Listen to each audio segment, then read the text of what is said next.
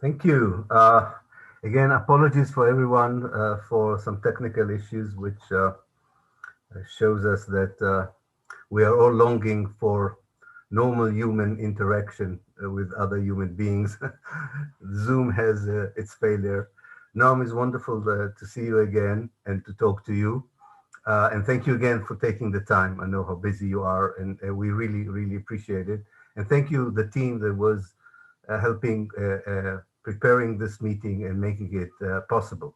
Since we have already lost some time, I will just give a general thank you for everyone, although I prepared a long list by name, alphabetic name, but I think we'll skip it. Believe me, I thank every one of you from from my heart.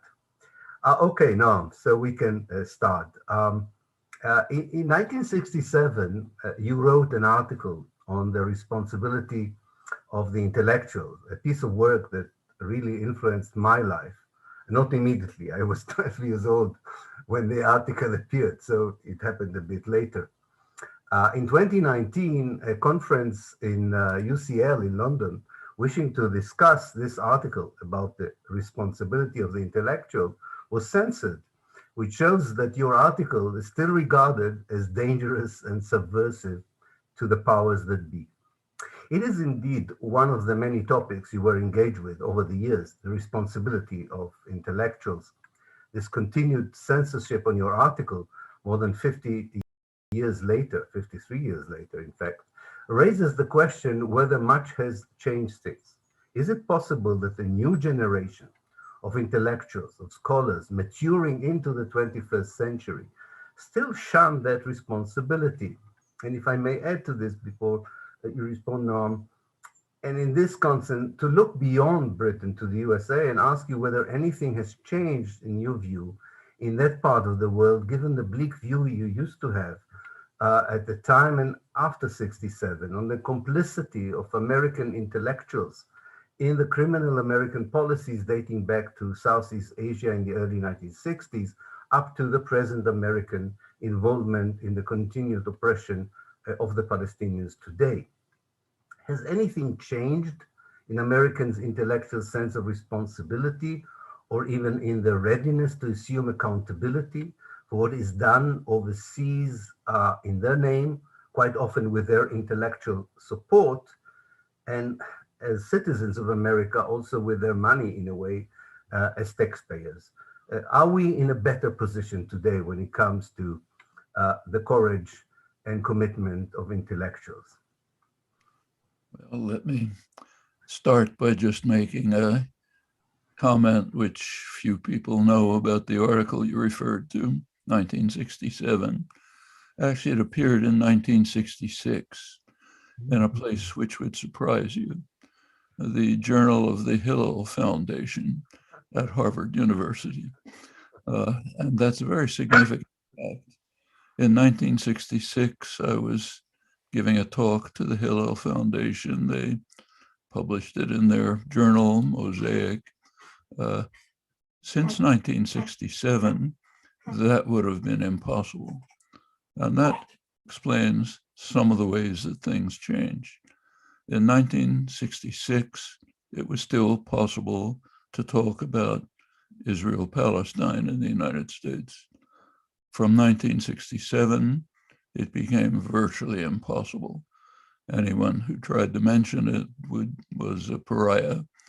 You may recall in a couple of years later, 1972, Abba Eban, who you all know, foreign minister at the time, very respected, had an article in the liberal Zionist journal, the Congress Weekly, American Jewish Congress. The article informed American Jews of what their responsibility was. Their responsibility was to show that there is no difference between anti-Zionism and anti-Semitism.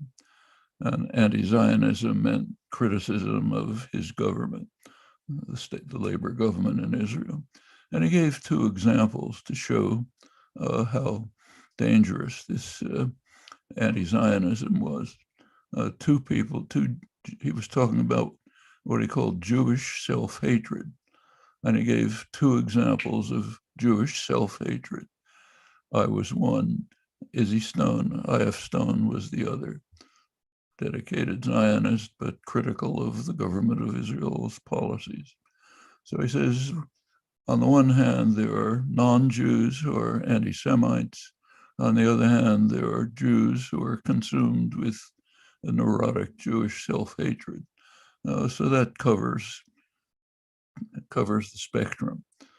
Anyone critical of the government of Israel is an anti-Semite.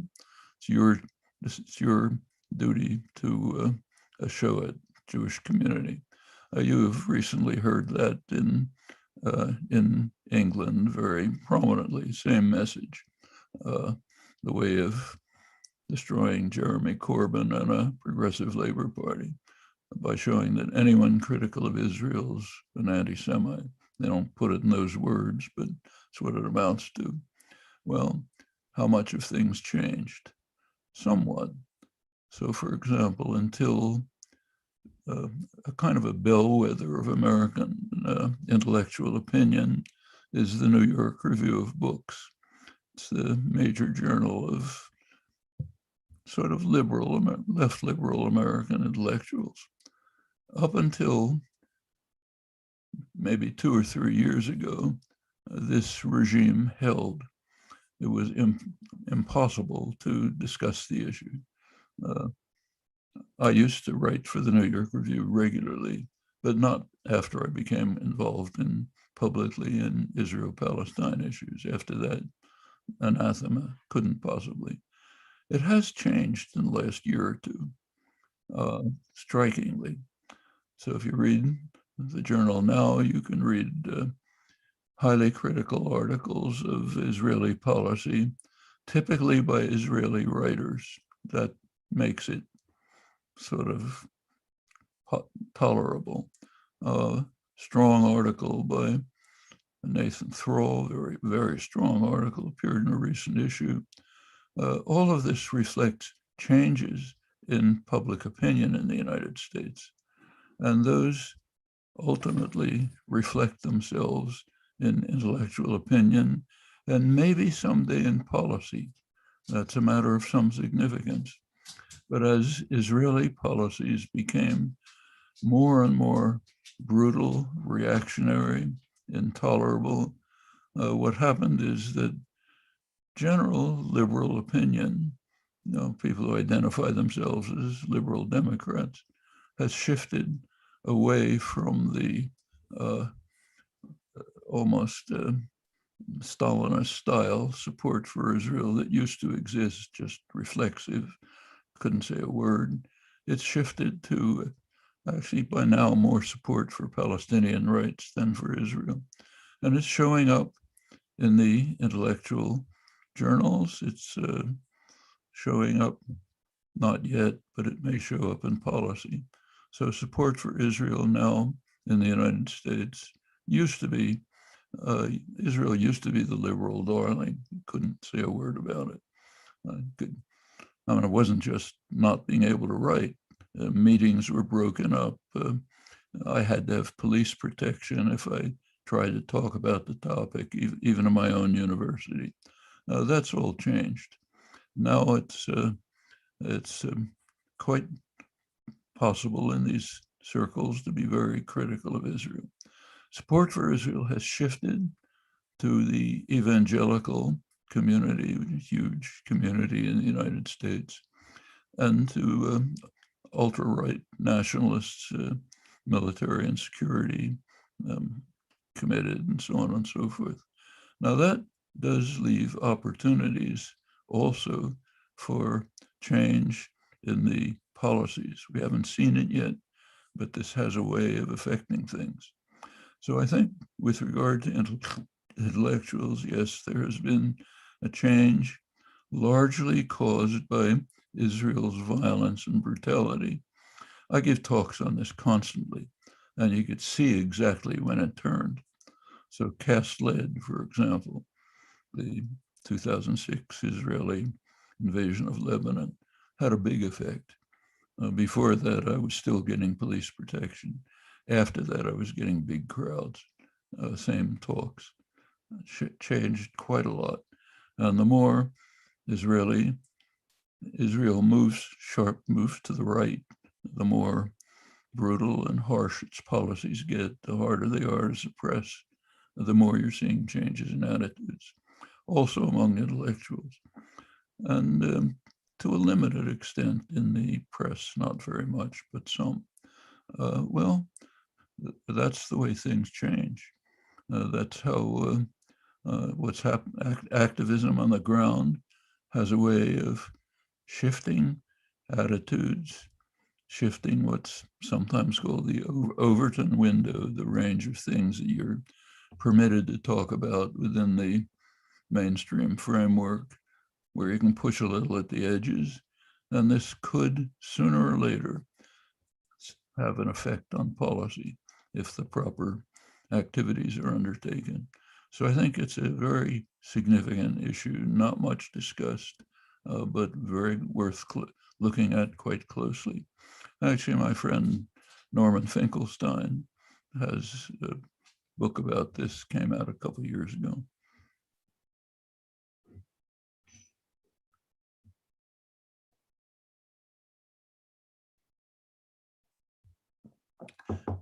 I think you're muted. Can't hear.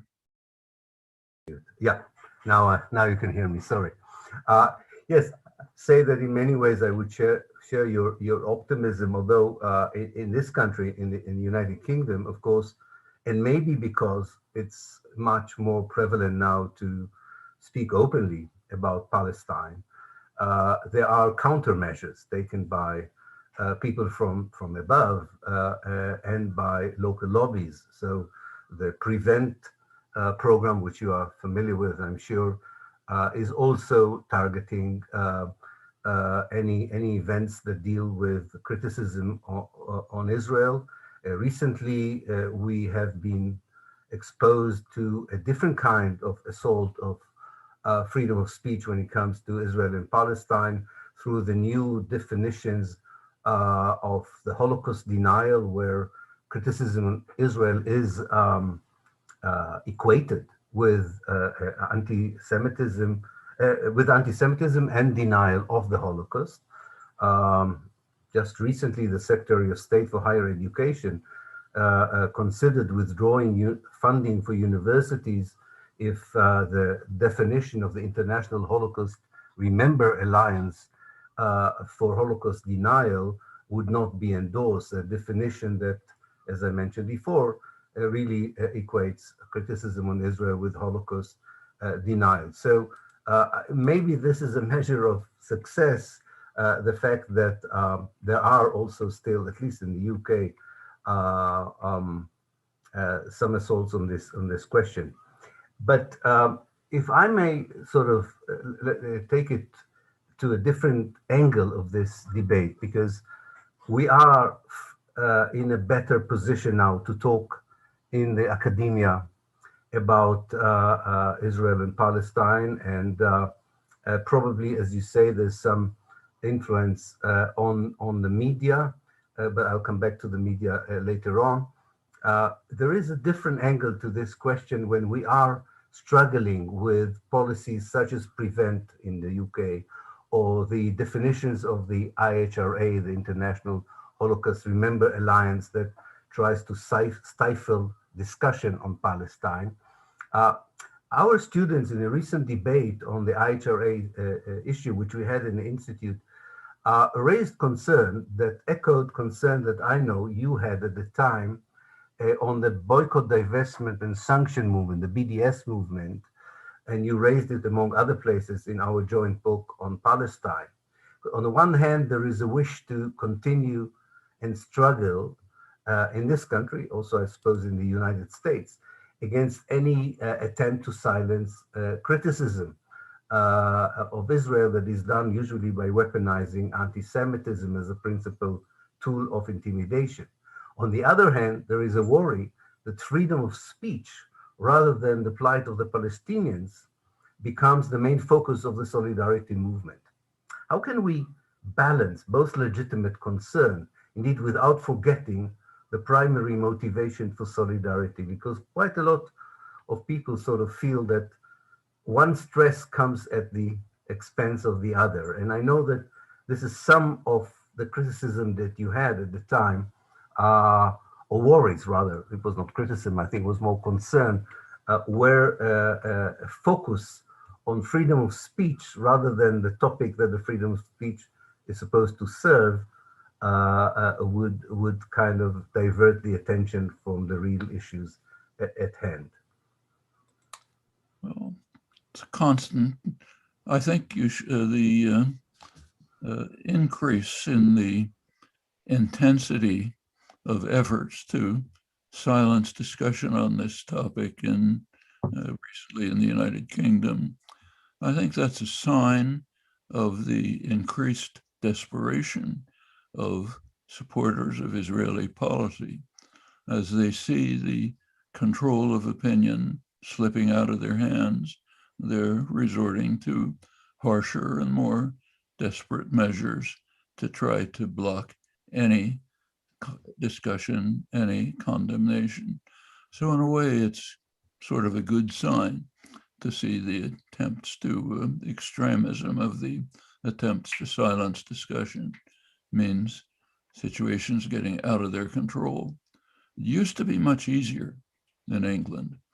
So just remind you of an event back in the 80s, which I'm sure you remember, late 80s, I think, or maybe 90s, don't remember exactly when. There's a journal, Index on Censorship, which is concerned with issues of freedom of expression and so on. It had been focused about 100% on Eastern Europe, on the attempts in Eastern Europe to silence dissidents and so on. The editor of the journal, who himself was an Eastern European dissident, decided that it would be interesting to try to shift it, to open the discussion to another area, actually an area that George Orwell wrote about, suppression of thought in free societies. I should mention that Orwell's essay on this was suppressed. It's the introduction to Animal Farm, which was suppressed, came out 30 years later. It was about how in free England, unpopular ideas can be suppressed without the use of force. Now, theoretically, it's available. Well, the editor of Index wanted to do the same thing, open up Index on Censorship just for one article on how ideas are suppressed within free societies. So he invited me, and I wrote an article on how discussion of Israel-Palestine is suppressed in the United States without the use of force, just by other means. The roof fell in. He had to retire. The journal was closed. Huge attack on the journal for allowing this to happen. Turned out later that it was initiated by a leading exponent of freedom of speech and a person who was in fact an old friend, Isaiah Berlin. Behind the scenes was orchestrating this attack, was denied, all sorts of things, but it became very clear. Well, the journal was reconstituted. I don't think it has gone in this dangerous direction, at least in the years that followed. That was then. You could just silence things. Now it's not so easy. It's harder, and therefore the effort to follow Abba Evan's advice from 50 years ago and to tar any criticism of Israel with anti-Semitism, that's intensifying. The idea is picking up.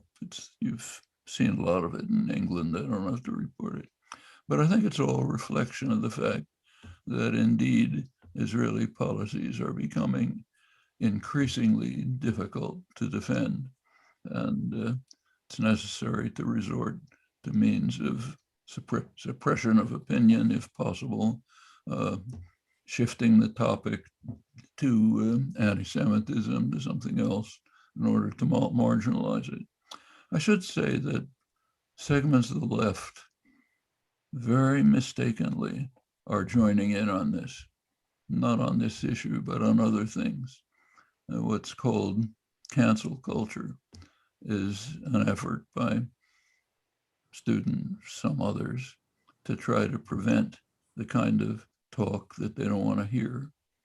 It's wrong in principle, and it's tactically idiotic. It's a gift to the right wing. They love it. And it, of course, what it means is those who have the power will use it for their interests.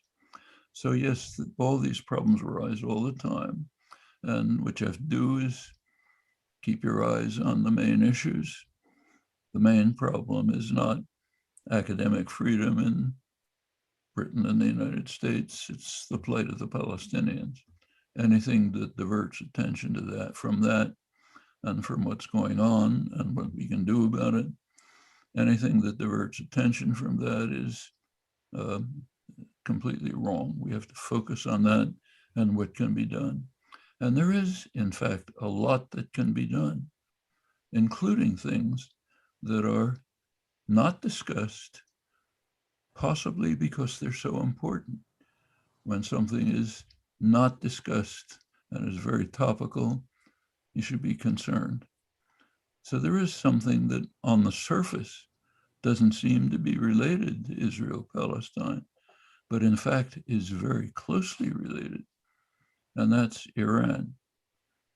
Right now, front pages, constant talk, great threat of Iranian nuclear weapons programs, supposed programs.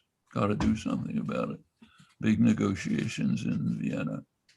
Actually, there's something very simple to do about it, which everyone knows and thinks about these things, but nobody's allowed to talk about. And it has to do with Israel. A very simple way to solve the problem, alleged problem of Iranian nuclear weapons, is to institute a nuclear weapons-free zone in the Middle East. That would resolve the problems, reduce tensions, have enormous positive effects. Why isn't it done? Iran is strongly in favor of it. The Arab states have been strongly in favor of it for 30 years. There's the ones who instituted it, including Egypt. Global South overwhelmingly in support of it. No criticism from Europe. They'd go along with it. It's blocked because the United States vetoes it, most recently Obama, and the United States vetoes it because it does not want Israeli nuclear weapons to be open to inspection. In fact, the United States does not acknowledge their existence, though it's not in doubt. And the reason is that American law would come into play and raise the question whether any US aid to Israel is even legal under US law. Well, it's an important point that could be pushed by an activist group. Bring to the American population, similar things in England, the fact that we're facing serious threats of war, danger, in order to preserve the huge flow of military and economic aid to Israel and to Egypt, incidentally, to the Egyptian dictatorship, which is connected with this. These are things which have a lot of resonance among American population, could lead to raising very serious questions about the nature of US support for Israel, and even a hint of withdrawing any of that support would have a big impact on Israel's policies. Israel is very dependent on the United States for support, has been ever since the 1970s, when Israel adopted a very clear policy of choosing expansion over security, meaning reliance on the United States for protection. It's a very fragile system. Well, these are things that could be done right away, could have a big effect. There are others that you can think of. So yes, there are possible actions within our reach, which would have a major effect on global politics, and in particular on Israel-Palestine rights. Necessary to think about them. They're not presented to you every day in the newspapers, obviously. You have to think them through and see what the interconnections are. And there are many.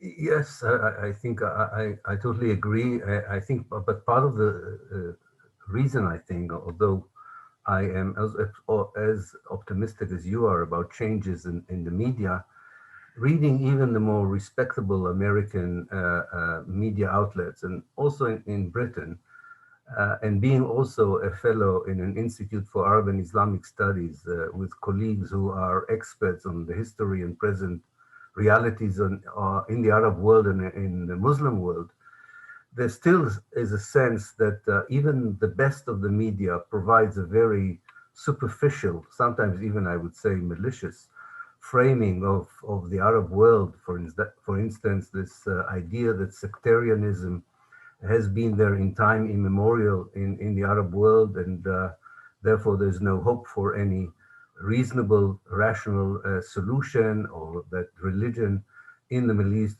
always is a fanatic religion. And those of us who are studying the history in the present reality are always worried how distorted and how destructive these images are. But I think you're right.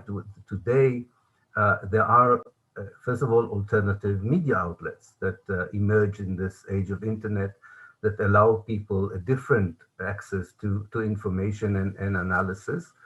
Let's hope that the virtual developments will be as effective as were developments of social movements before the age of internet on the ground, thinking about the mass movement against the war in Vietnam, or the movement for civil rights in the United States. So in this in mind, I would like to move away a little bit from Palestine and ask you a little bit, how do you see the impact of social movements in the United States? Let's take one, what seems to be for the time being a successful social movement, the Black Lives Matters. And on the other hand, the ones that maybe so far, the jury is not still out on that, but so far has not been too successful, like Occupy Wall Street. How do you view the future of these social movements? And if I may add to this, how do you view the special circumstances in which we live now due to the COVID-19 pandemic? Some people optimistically think that inadvertently it opened new vistas and opportunities for creating a counter-alliance of internationalism and solidarity that challenges the neoliberal and neo-capitalist interpretation and praxis of internationalism based on narrow economic interest and projects of privatization, and perpetuate social and economic marginalization of non-white and non-elite groups in society. Is there a new hope out of the pandemic for counter-internationalism? Can it take place only in the virtual world? How far should it take place on the ground itself, as it did before the age of internet? Are you hopeful that these kinds of mass movements can still in the future have the impact on policies from above? And it doesn't matter whether we are talking about domestic policies in America or American foreign policy or other countries' foreign policies in the rest of the world. Well, let's take a look at those movements that you mentioned. Best way to think about those kinds of questions, I think, at least, is very concretely what has been done, what can be done. Now take Occupy. It's widely said that the Occupy movement failed. I was very much involved in it. I don't think it failed. I think it was a big success. Remember that Occupy was not a strategy. It was a tactic. It was a short-term tactic. You can't occupy Scotty Park forever. You can do it for a couple of months. During the brief period of the Occupy tactic, it broke open the issue of radical inequality, which had been suppressed. It became a major issue. It became one of the things that other movements focused on, policy began to focus on, and so on. That's a breakthrough. It's an achievement. More was hoped for. There were activists in Occupy were hoping to move into neighborhoods, carry out neighborhood organizing on similar issues. Well, succeeded to some extent, not as much as what was hoped. That's the way movements work. Take Black Lives Matter. That's been enormously successful. Even before the George Floyd murder, Black Lives Matter had penetrated large parts, not only of the Black community, but others, and was remarkably popular, had general popularity way beyond what social movements have. After the Floyd assassination, it just exploded. There were massive demonstrations all over, solidarity, Blacks and whites together, overwhelmingly peaceful demonstrations, probably 98%, a little bit of property destruction around the fringes. Of course, that was what was focused on by the right-wing media. It had literally 2/3 popular support in the United States. That is incredible for a popular movement. It's far beyond what Martin Luther King had, even at the peak of his popularity, and it remains very high. Of course, the right wing is making extreme efforts to try to demonize the movement, saying it was all about violence, it was trying to murder whites, and so on and so forth. See that all over. Just about every Republican state now, right now, is either considering or passing legislation to effectively ban popular demonstrations. So, for example, the state of Oklahoma just made it legitimate for the driver of a car to hit, even to kill demonstrators if some fake pretense. In other words, you should really look at these legislations. They're desperation across the board to try to stop any popular activism. This goes along with the parallel efforts in Republican states to prevent voting, to cut back the danger that there might be popular votes. That's desperation. And unfortunately, there is support for it. Trump was brilliant at tapping the poisons that run just beneath the surface in American society, bringing them to the surface, giving them some kind of justification, at least self-justification, and it's leading to a very serious problem. It's almost half the population, which is now consumed with terror about what's called the Great Replacement. The white traditional Christian population is being overwhelmed and destroyed, faced with genocide by immigrants, Blacks, and so on and so forth. I'm old enough to remember this in the 1930s. It's not funny. That's happening. Well, but that's part of that is the reaction to the growth of successful popular movements, which are having a major impact. The Sanders campaign was an astonishing success. It broke with over a century of American political history. American elections are pretty much bought by concentrations of economic power. You can predict the outcome of an election with remarkable high probability simply by looking at campaign spending. That Sanders totally changed that, became the most popular political figure in the country, virtually won nomination with no support from any wealth and power. The same kind of attacks that you saw in the British media against Corbyn, either ignoring or denunciation or lies, but he broke through.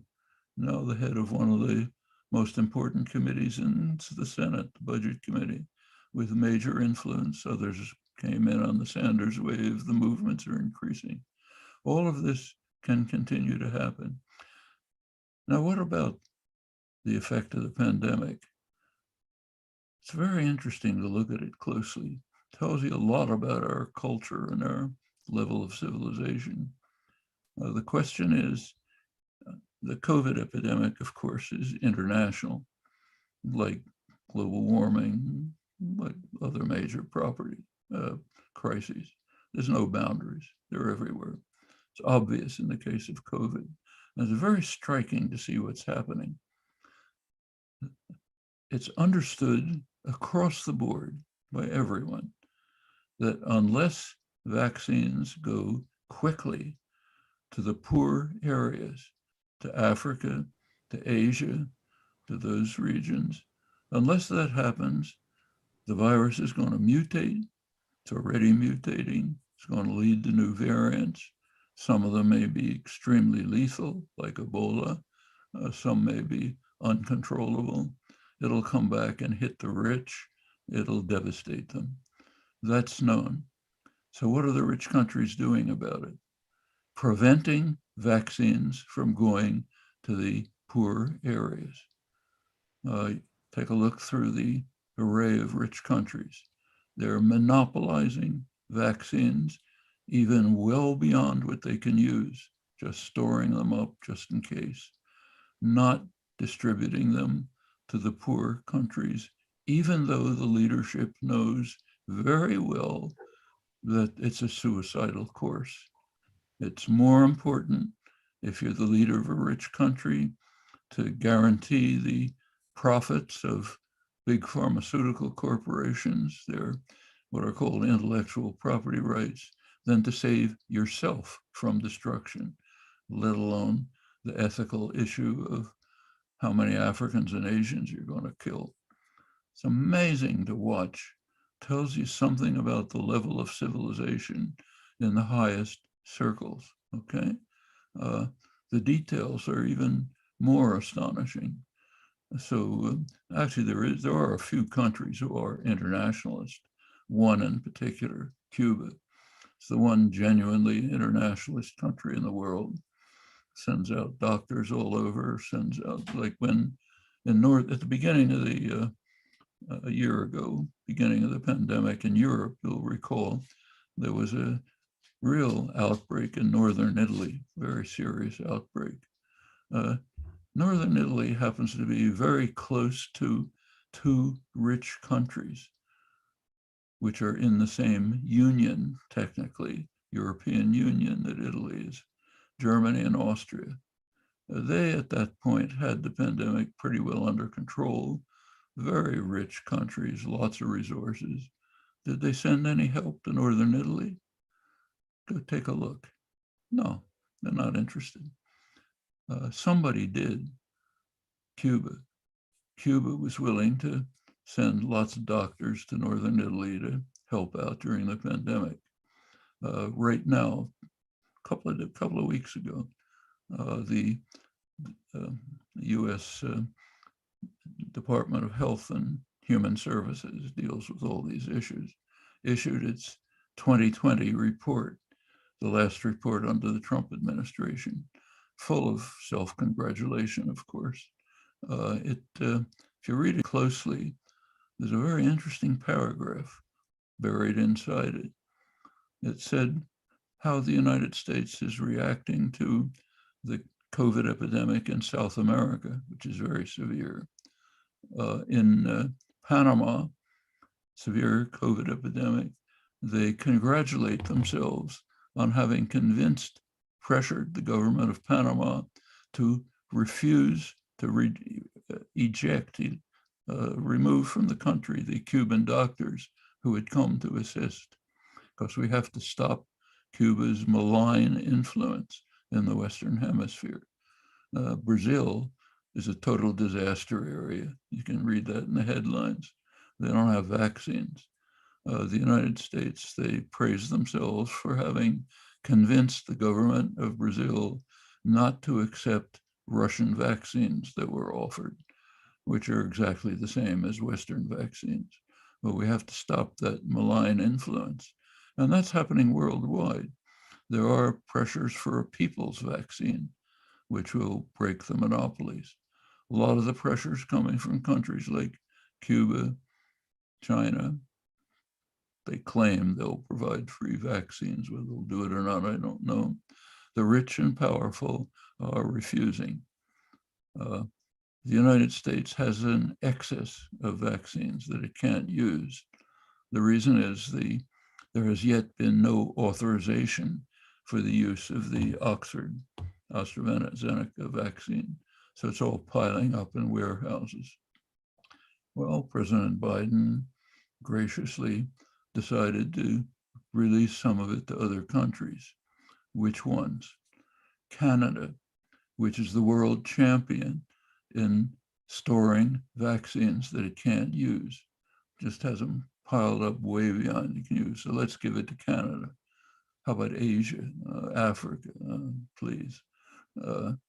Second country that got it is Mexico, as part of a bribe to get Mexico to prevent desperate refugees from fleeing to the American border. That's called generosity in terms of Western civilization, and it's beyond what the European countries are doing. So what are the prospects for internationalism? Not from leadership, maybe on the ground.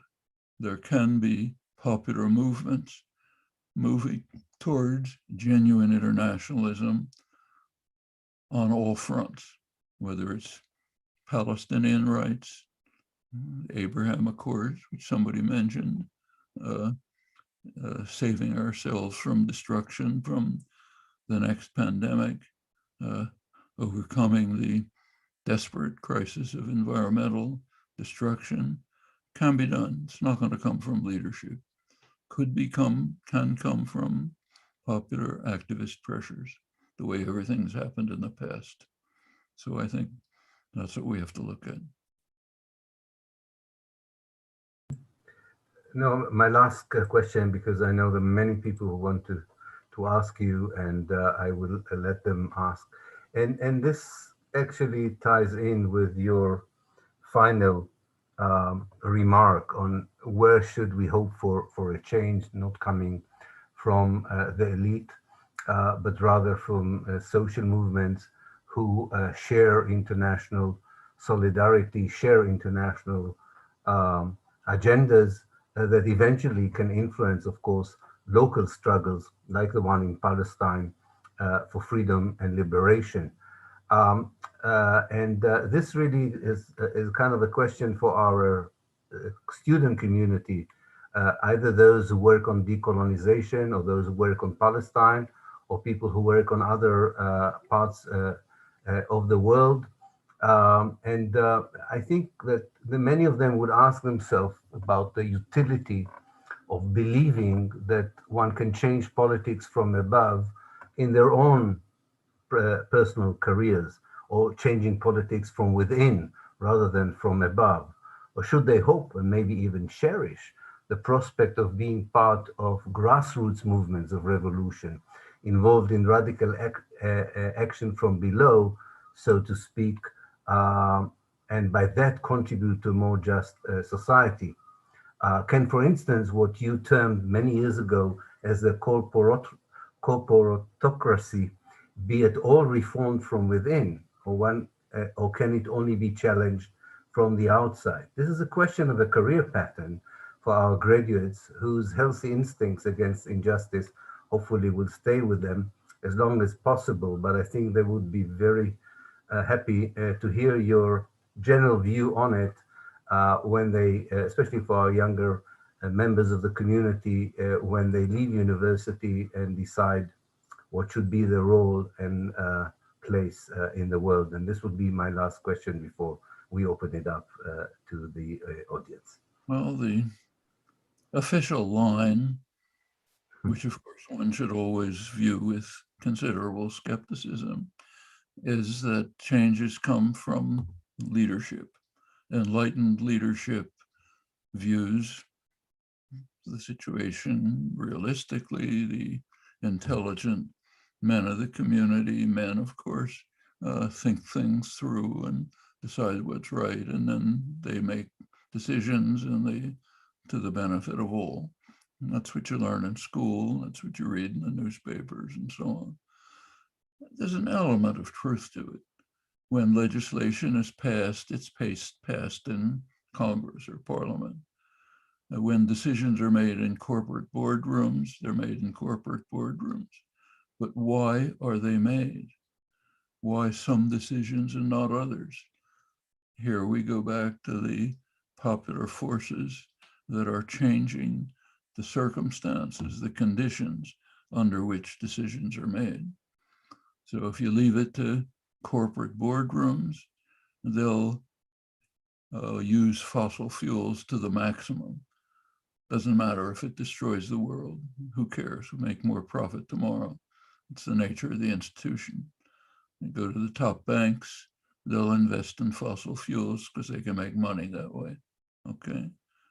What they know the consequences, but doesn't fit within the institutional framework. Same is true of legislatures. On the other hand, if the corporate boardrooms look out the window and see what they describe as, in their terms, the peasants coming with the pitchforks. In polite terms, it's called reputational risks, meaning we're in trouble. Then you'll get something that we see over and over.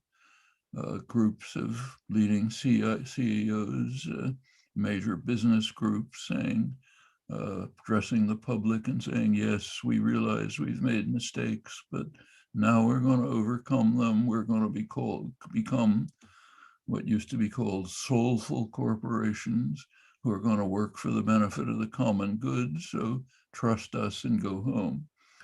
And they'll actually do something, which is not meaningless. You can press them to do things that are worth doing, like maybe getting the banks to cut back investment in fossil fuels.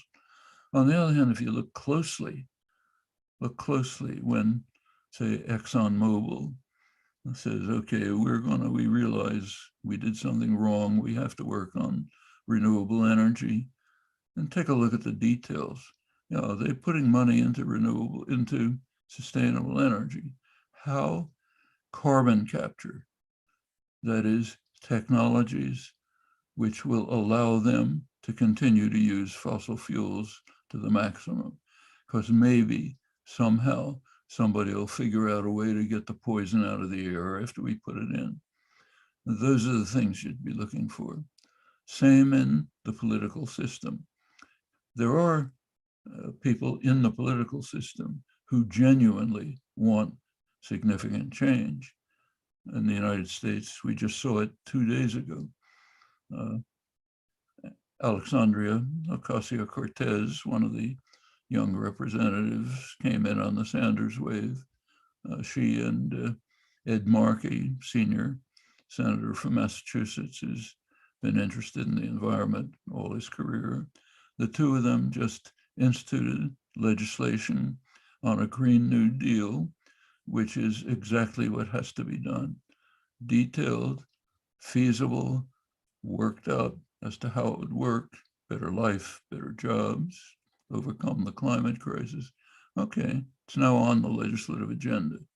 That's as a result of a great deal of activism on the part of mostly young people, like Extinction Rebellion in the United States, Sunrise Movement in England, Sunrise Movement in the United States, and so on.